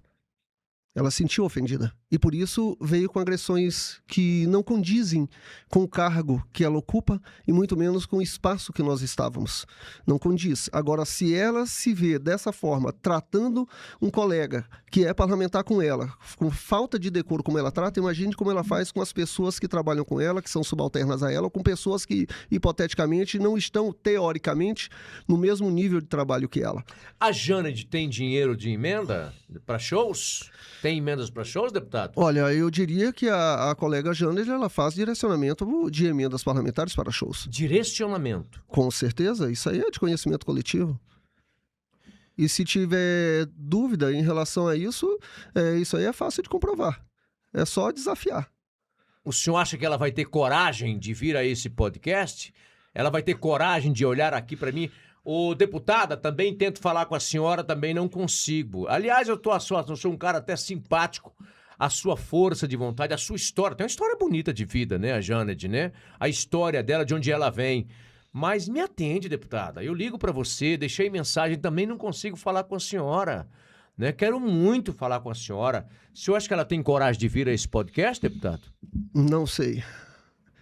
Necessidade, eu acredito que tem, até mesmo para esclarecer muitas dúvidas que você e a sociedade têm, para que ela possa se posicionar e possa se defender. O senhor tem alguma dúvida que a gente poderia perguntar para ela aqui? Não, pergunta sobre essa questão das emendas, o porquê que ela me chamou de palhaço. Qual foi o motivo? Eu quero entender. Certo? Porque eu não fiz nada de errado. Você quer ligada a uma banda? Olha, eu sei que eles já tiveram, não sei se ainda detém os direitos sobre uma banda, uma ou mais bandas, né? Qual o nome dessa principal banda? Barões da Pisadinha. Barões da Pisadinha. Tem muita emenda para Barões da Pisadinha no Tocantins? Essa banda fez muito show no Tocantins, deputado? Sabe que eu acho que não? Não? Não, eu acho que Barões da Pisadinha no Tocantins, fruto de emenda dela, eu acredito que não tenha nenhuma. Entendeu? Mas fez muito show no Tocantins, o Barões da Pisadinha? Acho que fez no país inteiro, mas eu não como eu não acompanho muito isso... O senhor conhece o esposo da deputada, Janed? Conheço, todos ali conhecem, né? Todos os deputados conhecem. Qual que é o nome dele? Ordilei. Gente boa? Eu não tenho nenhum problema pessoal com a pessoa do Ordilei. Nenhum problema pessoal. É uma pessoa de fácil trato, uma pessoa de boa conversa. Então, não tem nenhum tipo de problema com ele. Entendi. Deputado, o senhor já disse que se as eleições fossem hoje, venceria Vicentinho, pelo clamor popular, e que o senhor acha que o mandato, que o governador não vai influenciar em nada nessas eleições. Dizem que ele transformou a terraplanagem do Estado, levou asfalto onde não tinha, e que o Estado hoje é diferente porque tem algumas pessoas dizem que Wanderlei Barbosa rouba, mas faz. Ele tem resultado. Como é que o senhor vê esse rouba, mas faz? Eu diria que a gente tem que separar essa frase, né? Segundo a polícia, rouba. Segundo o que a população vê, pouco faz. E o fazer é obrigação? Não, com certeza. O dinheiro público, ele vem de pagamento de tributos, impostos e taxas. E ele tem que voltar para a população. Agora, do que se paga, quanto se volta? É aí que está o questionamento, certo? Por que que o Hospital Regional de Palmas, o HGP, ele fica sobrecarregado? Por que que os hospitais regionais pelo interior do estado, eles normalmente não fazem as cirurgias que deveria fazer ali? Por que que o Hospital Regional de Gurupi até hoje não foi concluído? Por que que o Hospital Regional de Araguaína até hoje não foi concluído? Há quanto tempo que ele está no poder? Quer dizer, faz o quê? O que foi feito aí? Me diga uma grande obra que ele fez. Uma grande obra que ele fez. Ele fala de asfaltamento de lugares mais distantes, que não tinham asfalto, etc. Tá se referindo de 30 quilômetros, interligando ali Conceição do Tocantins a Taipas? 30 quilômetros? Ou está se referindo, talvez, pouco mais de 30 quilômetros, interligando a BR-153 ao município de Itacajá? Quer dizer, não a BR-153, né? Mas depois do Rio, e o município de Itacajá. Qual trecho da 010? Tem uma ponte ali na 010 que construíram ali, tem um pedaço ali sem asfalto. Que ponte? Tá entendendo a situação? Quer dizer, você está se falando um governo de um estado com um orçamento que se aproxima de 20 bilhões ao ano e está falando desse orçamento de 20 bilhões a cada ano, quantos anos que ele está no poder, para restringir a 2 trechos de asfalto que não chega a 100 quilômetros somados? Ou a uma ponte que, na realidade, de um riozinho pequeno? Eu vou trazer aqui fotos e o senhor traz um fato. Eu trago a foto e o senhor traz para mim um parágrafo, tá? Eu vou trazer então agora as fotos. Pode trazer para mim, produção? Vamos lá. Primeira foto que eu trago agora é Amélio Caires, presidente da Assembleia Legislativa, da qual o senhor é deputado estadual, candidato agora a vice-governador com o Vicentinho Júnior. Puxaram o tapete dele também? O que é que o senhor tem a dizer sobre o Amélio Caires?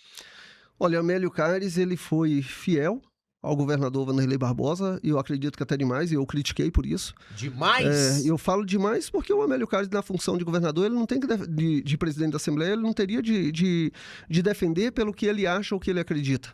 Certo? Se um deputado entra com um pedido de impeachment, ele dá prosseguimento. O pedido de impeachment é para que seja feita a investigação. A função dos deputados é investigar.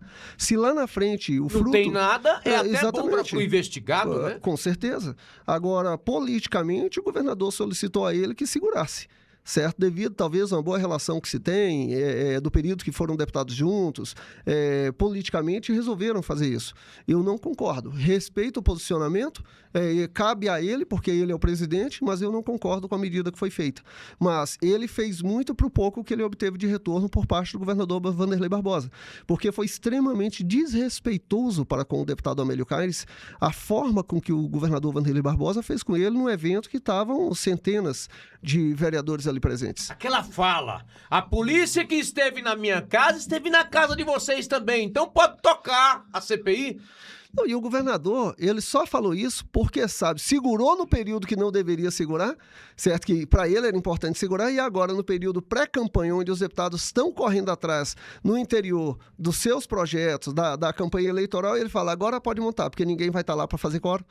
Foi isso que ele fez, velho. Ele fez uma gracinha ali e ficou muito feio para ele. Ficou muito feio para o governador, certo? O Amélio, que já tinha feito um compromisso de que não iria dar prosseguimento, até mesmo porque o Amélio é ciente de que nesse ano, faltando 6 meses para a eleição, não adianta montar uma CPI, porque os deputados não vão ter quórum, que vão estar preocupados em fazer a sua campanha. Se eles entrarem para estudar a CPI, para correr atrás, para fazer a investigação, eles não fazem campanha. Certo? E o governador sabia disso, por isso que só agora veio com esse tipo de falácia. Entendeu? Então o Amélio, ciente disso, não vai ter quórum, não vai ter como mandar, todo mundo está ciente, então deixa quieto, vou... Faz uma fala sobre ele. Um parágrafo. Um parágrafo? É. Eu admiro a firmeza do Amélio. Você admira a firmeza do Amélio? Ele é um homem firme. E ele...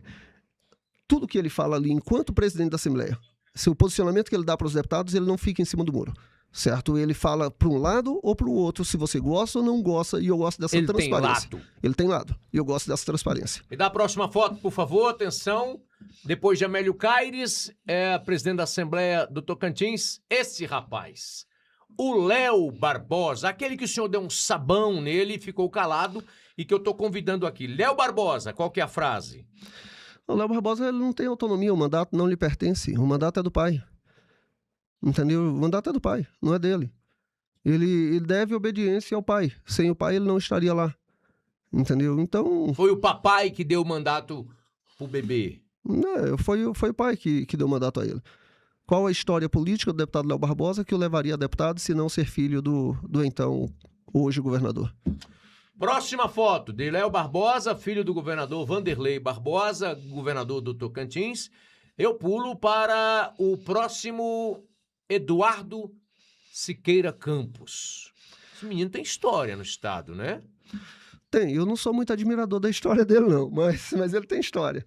Por que você não é admirador da história do Eduardo? Na realidade, eu sou admirador da história do pai. O pai tem história. Tanto que ele fez a campanha dele na história do pai. Mas o Eduardo de hoje não é diferente do Eduardo de ontem? Eduardo continua sendo Eduardo. O que nós temos em relação ao pai, o pai eu sou professor, continuo professor, leciono Geografia e História Tocantins e eu brinco na sala de aula, que o governador Siqueira Campos, para mim, ele se assemelha ao Piqui. Porque Piqui, ou você ama o Piqui ou você odeia o Piqui. E tem gente que o ama e o idolatra. E tem gente que não aguenta sentir o cheiro do Piqui. E o Siqueira Campos é isso.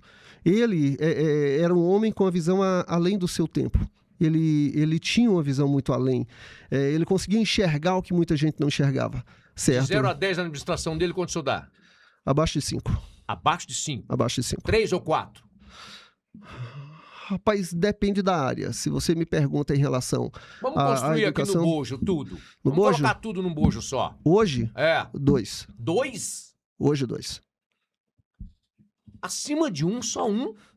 Tá acima de 1. Tem que ver o lado positivo. Próxima foto agora aqui no nosso podcast, trazendo aqui o deputado estadual do Tocantins, estado abençoado, Júnior Gel. E essa moça aí, ela que era professora, e quero aqui mandar um abraço para todos os professores, tenho 2 professores agora na imagem, Júnior Gel e Dorinha. Qual que é a frase que o senhor diria sobre a senadora Dorinha? Para as instituições de ensino federal no Tocantins, ela foi uma boa parceira, e é uma boa parceira. Para a educação básica, enquanto gestora da pasta da educação, ela não foi tão benéfica assim. Deixou a desejar. Deixou a desejar. Certo? Tem largo conhecimento na educação, mas infelizmente o largo conhecimento que tem não foi voltado para atender a educação da forma com que nós que somos a educação gostaríamos. Não merece ser governadora? Eu não diria que não merece. Eu acho que nesse momento quem vai se tornar governador não vai ser ela. Professora Dorinha, nossa convidada. E essa moça aí, a Janade, com esse sorrisão aberto que chamou o senhor de palhaço? Eu vou dizer o que eu admiro nessa mulher. Ela não tem preguiça. Né? Ela não tem preguiça. Ela acorda cedo, dorme tarde, ela não tem preguiça. Ela roda de norte a sul do estado. Eu admiro isso nela. Só que vai ser eleita deputada federal? Acredito que sim. Ela é muito organizada. Ela e o esposo são muito organizados para se fazer política. São profissionais. Colocaria dessa forma. Mas a forma de fazer política dela em nada me representa. Te agrada? Não me agrada e não me representa. Por quê? Porque não é o que eu acredito. Eu não faço campanha em cima de estrutura financeira. Na realidade, você tem que fazer campanha em cima do seu histórico, do seu mérito. Quem é você, o que você pretende para o Estado, o que você oferece, o que tem de positivo. Política é biografia? Com certeza. Muito bem. Então, de 0 a 10, quanto o senhor daria no mandato dela? Mas eu não acompanho muito o mandato dela, mas... porque eu procuro acompanhar o meu, mas eu acredito que ela, 3, 4, ela... Essa briga dela com o secretário, ex-secretário de Educação, como é que o senhor vê isso, que saiu agora para ser candidato a deputado federal? Por que essa briga? Porque concorrem ao mesmo posto, porque são oriundos da mesma cidade, porque eu acho que não vejo sentido na briga dela de correr atrás. Ela tem que procurar fazer o trabalho dela para conquistar o seu espaço. O secretário Fábio, o ex-secretário Fábio, ele comete muitos deslizes com a educação. Ele comete muitos erros com a educação. O concurso de educação é um exemplo disso, certo? Alguns feitos na secretaria são outro exemplo disso. Mas ela chamou ele basicamente de ladrão. Aí ela tem... Estaria usando dinheiro público... De onde é que vem esses recursos, não sei o quê? Para eu promover uma afirmativa dessa, eu tenho que ter provas. Eu acredito que ela deve ter as provas necessárias para fazer esse tipo de afirmativa. Entendi. Então, de 0 a 10? Janade? Eu daria um 3, 4, talvez 3. 3. Acho que 3 seria a nota mais adequada. Muito bem. Janade levando 3 aqui no podcast. Vamos pro próximo agora, nesse momento. Carlos Gaguin.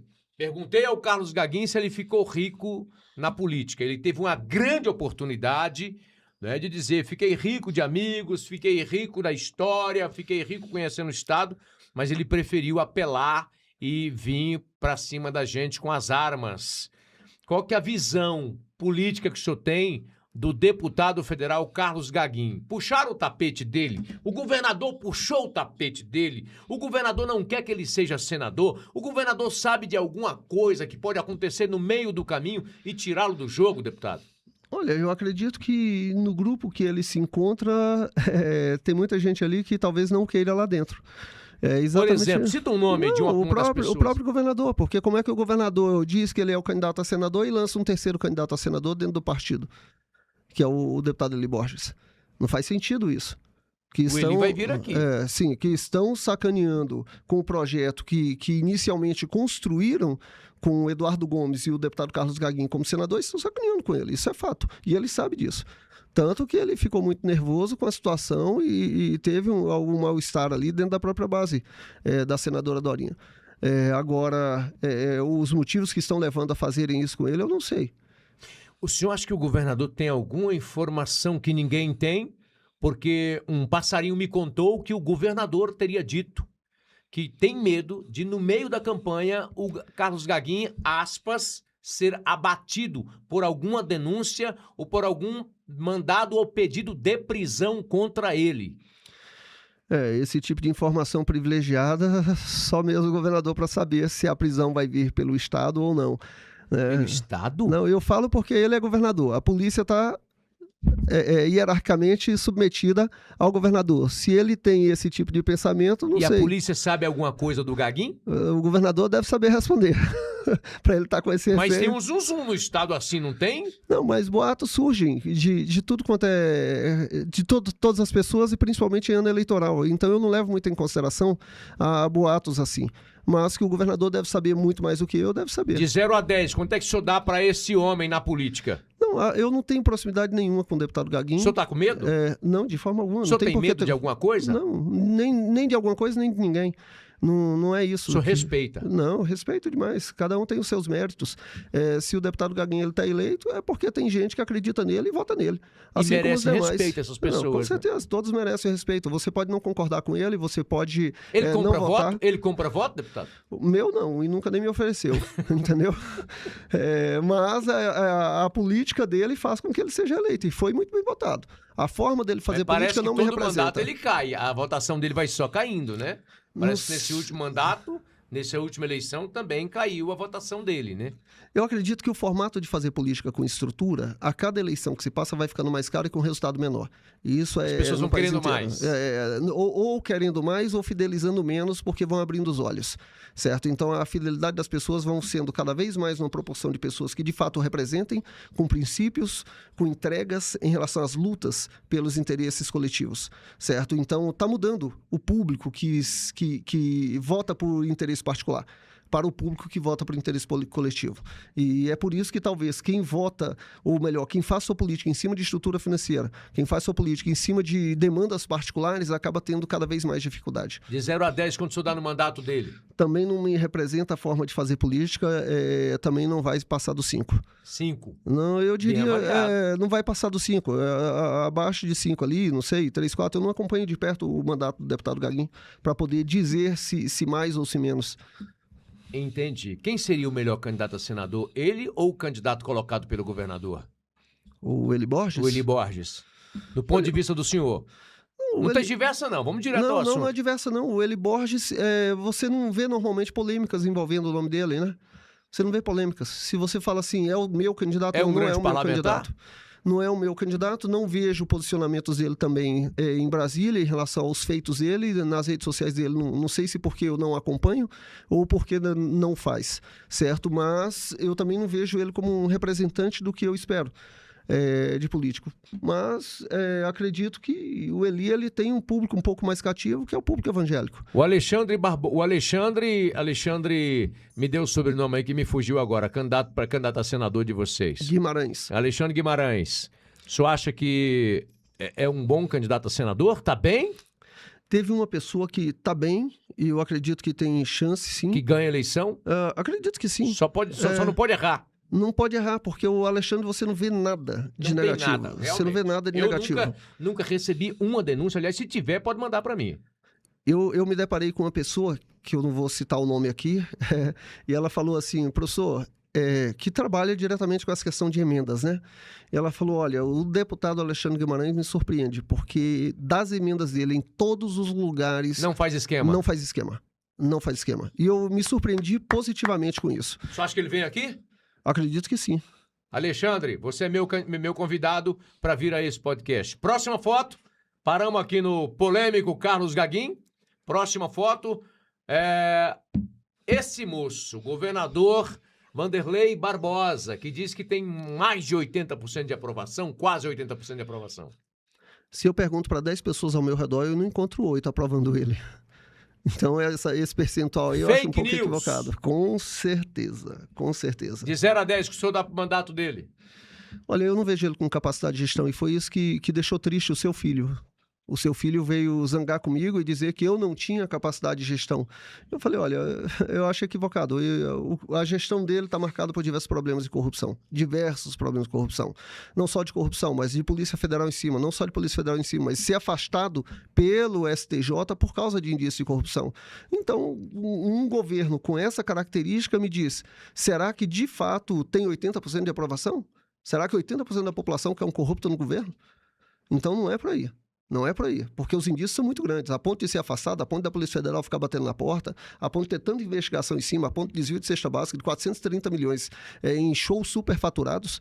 Diz que não tem dinheiro para muita coisa necessária no Estado, mas para show tem. E não é o fato de não querer investir na cultura, não é isso. É o fato do volume financeiro que está sendo investido na cultura. É um volume financeiro muito grande, certo? Então, eu não vejo... Deputado, só uma pergunta. Se a Dorinha for eleita, esse governo que aí está, toda essa cúpula, esse sistema vai ser mantido? É continuismo. Para mim é continuismo. O grupo dele está todo com ela, é continuismo que vai ter ali. Certo? É continuismo. Novidade zero. Não, e esse continuismo é o que eu acho que nós não merecemos enquanto cidadãos no Tocantins. Muito bem, me dá a próxima foto, depois do governador. Eu trago agora, portanto, ele, o pré-candidato a governador pelo Tocantins. Já tá com menos... Como é que tá com esse cabelo ali? Já fez uns implantes? Como é que tá? Ele tava com mais cabelo quando ele veio aqui. Como é que tá a situação do cabelo? Rapaz, eu não sei se tá nascendo sem implante. Eu não sei dizer. Vicentinho Júnior, no ponto de vista do senhor, em poucas palavras, como o senhor descreve esse moço? Olha, eu vejo ele como uma voz nova e promissora. Entendeu? Que não seria continuismo, e sim seria uma voz de mudança. E temos uma expectativa positiva de mudança através da eleição do Vicentinho Júnior para o governo do Estado. Uma expectativa muito positiva. Se ela vai, uma vez eleito, se vai ser o que nós esperamos ou não, nós vamos saber no decorrer da gestão dele. Mas o meu posicionamento, ele sempre vai permanecer firme em cima do que eu acredito que é certo. Hoje, no ponto de vista do senhor, é a grande esperança do Tocantins? Eu diria que é uma grande surpresa positiva o que está acontecendo com a candidatura, com a pré-candidatura dele para o governo do Estado. Entendi. E vejo claramente a eleição dele. Se ele não errar, ganha a eleição. Ganha a eleição. Mas e os milhões que vão jogar por aí, que a gente ouve muito? Que o governo do Estado, que a Dorinha, que Eduardo Gomes, que não sei o quê, que tem a prefeitura, o prefeito Eduardo Siqueira Campos também apoia a Dorinha. Como é que vai ficar essa estrutura, deputado? Essa estrutura e esses milhões ocorreram na campanha de prefeito de Palmas. A candidata da estrutura dos milhões ganhou a eleição? Não. Então a população não está preocupada com isso, a população não quer isso. Na cabeça do político antigo, esse é o erro dele. Ele acha que a população... Pode comprar o povo. Exatamente, que todo mundo está num balcão, que todo mundo está à venda, que você vai lá, verifica o preço, pagou o preço e levou. E não é assim que funciona, certo? Então eu acredito muito na vitória do Vicentinho Júnior para governador do Estado. Alguma pergunta que eu não fiz, que o senhor gostaria de falar? Uai, você não fez sobre minha família, que eu tô com saudade, vim pra cá com o choro de meus filhos. Mas eu fico feliz com a oportunidade de poder participar, sabe, de estar aqui, de estar frente a frente. Eu não tenho receio de ser entrevistado, eu não tenho receio de qualquer tipo de pergunta que eu faça. Eu fico feliz quando o Aécio Menezes faz pergunta, eu gosto das perguntas, porque demonstra que você não tem o que esconder, e eu não tenho o que esconder. Em diversos momentos já me relataram e me relacionaram com pessoas ou feitos diversos, que não sou eu. Sabe, como havia mencionado para ti sobre o extremismo de direita ou de esquerda. Eu sou professor, eu sou efetivo da educação, sou concursado há 21 anos. Aí fala assim, então todo professor que é concursado, e eu sou do IFTO, da rede pública federal é de esquerda. Gente, olha a mentalidade da pessoa. Se você trabalha em um órgão, você é de direita ou você é de esquerda. Se você é contra a corrupção, você é de direita ou de esquerda. Se você não concorda com a ausência de polícia social, você é de direita ou de esquerda. Não é isso. Eu carrego princípios. Eu sou norteado por princípios. O que me motivou a entrar na política foi fazer aquilo que eu gostaria que fizesse por mim enquanto cidadão. E eu faço isso. E isso incomoda muita gente. A forma de fazer política incomoda muita gente. Chega período eleitoral, muitos querem meu apoio pelo meu perfil, mas ninguém quer a minha eleição porque acha que eu atrapalho. Deputado, certo? O senhor tem a chance agora de finalizar essa conversa, de olhar para essa câmera, que eu amei essa conversa durou muito mais do que outras conversas que eu tenho aqui, mas quando eu tenho a oportunidade de estar ao lado de pessoas como você, e aqui eu quero dizer publicamente, não me posiciono, mas eu preciso me posicionar agora. Pela história, por tudo que eu sei da história desse moço aqui. Se eu votasse hoje no Tocantins, eu votaria nele para deputado estadual. Então você, preste atenção no que eu vou te dizer. Você que reclama tanto da política, você que reclama tanto da falta de saúde, e tem, inclusive, queria que o senhor pontuasse rapidamente sobre essa proposta do Vicentinho de colocar o secretário de saúde dentro do Hospital Principal de Palmas. Qual que é o ponto de vista do senhor? Para ele conviver com isso ali. Olha, eu diria, respeito o Vicente Júnior, mas eu não concordo, não. Sério? Eu não concordo. E olha que ele é o pré-candidato a governador do meu partido. E eu falo para você por que eu não concordo. Ele não precisa estar lá dentro para mudar o HGP. Só tem que querer fazer. Tem que querer fazer. Exatamente. Mas tem quem que querer convive, quem sente na pele, quem vê, não tem mais oportunidade. A saúde do Estado não se resume ao Hospital Geral de Palmas. É muito maior do que isso. Entendeu? Agora, eu entendi a conotação que ele quis dizer. A conotação que ele quis dizer é que o HGP vai ser transformado. Que o secretário de saúde, sempre que necessário, vai estar lá dentro, sim. Vai ter o seu espaço para despachar lá dentro, mas não é que o gabinete principal dele vai ser lá dentro. Esteja lá dentro. É isso que eu acredito que ele quis dizer, porque vai transformar o HGP. Para eu finalizar, então, a minha abertura aqui, para eu fechar a minha aspa.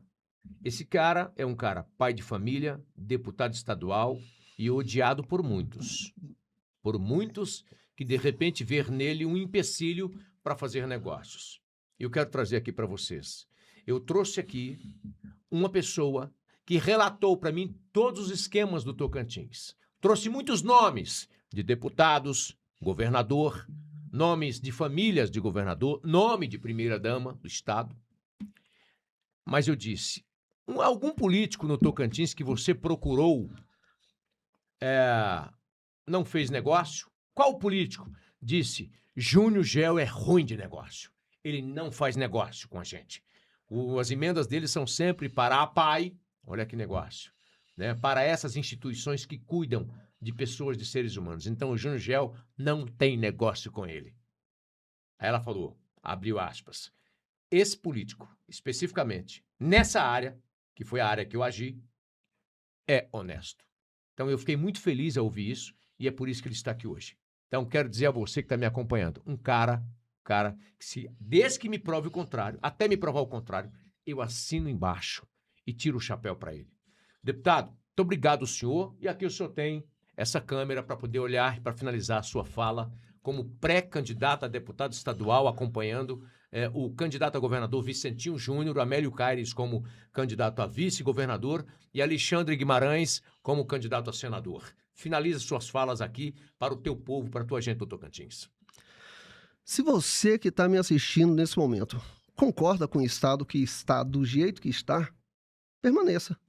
Agora, se você não concorda, tem suas dúvidas, tem suas críticas, seus apontamentos, então siga a gente. Siga o professor Júnior Gel, siga o deputado Vicente Júnior, siga o grupo que acompanha ele e verifica quem é quem dentro desse jogo. Nós precisamos não só votar. Eu falo e afirmo que o voto de cada um de nós é importante, mas o apoio é muito mais importante, porque o apoio multiplica, certo? E então você investigue quem são as opções, investigue quem são os candidatos e quem de fato representa os interesses, aquilo que você acredita que é o certo a ser feito. Se o candidato ou pré-candidato tem o perfil que representa aquilo que você anseia, acompanha, não só vota, mas potencializa o voto, multiplica, certo? Começa a movimentar e sair da sua zona de conforto, porque só quando nós, eleitores, começarmos a sair da nossa zona de conforto, nós faremos a diferença para ter os representantes que nós merecemos. É isso aí. Me acompanha na rede social. Tá aí, senhoras e senhores, Júnior Gel passando por aqui. Obrigado, senhor, pela participação. Um grande abraço, que Deus te abençoe. Amém. Você tem medo de morrer? Sabe que eu passei a ter medo de morrer quando eu tive meus filhos? E isso me trouxe... Eu fico com um pouco mais de receio. Já fui ameaçado algumas vezes. Quando estava vereador, fui ameaçado de morte. Quando estava deputado, fiquei 3 meses andando com policiamento, fazendo a minha segurança da minha família, certo? E fico todo dia rezando o Salmo 91, pedindo a Deus proteção, porque a proteção divina é muito mais válida do que a proteção aqui na Terra. E nós aqui na Terra vamos fazendo as nossas precauções, certo? Porque a gente incomoda muita gente. Fazer o certo incomoda. Parece que o errado é você por tentar lutar por aquilo que você acredita ser o certo a ser feito. Tá certo. Muito obrigado, senhor, pela participação. Um grande abraço. Até nosso próximo encontro. Eu que agradeço. Foi bem tratado? Com certeza. Café da manhã excelente. Agradecer a você que esteve conosco até agora. Muito obrigado pelo carinho. A gente faz sempre pelo Brasil da gente. Hoje foi feito pelo Goiás da gente. Quem sabe, logo, logo, nós teremos o Tocantins da gente aí. Tá? Para que dê a você mais voz e mais vez. Olha, esse foi o Goiás da gente. Eu sou Messias da gente. Eu sempre digo que ninguém tem coragem de falar. Não se esqueça, aqueles que eu convidei aqui, eu vou insistir. A gente fala.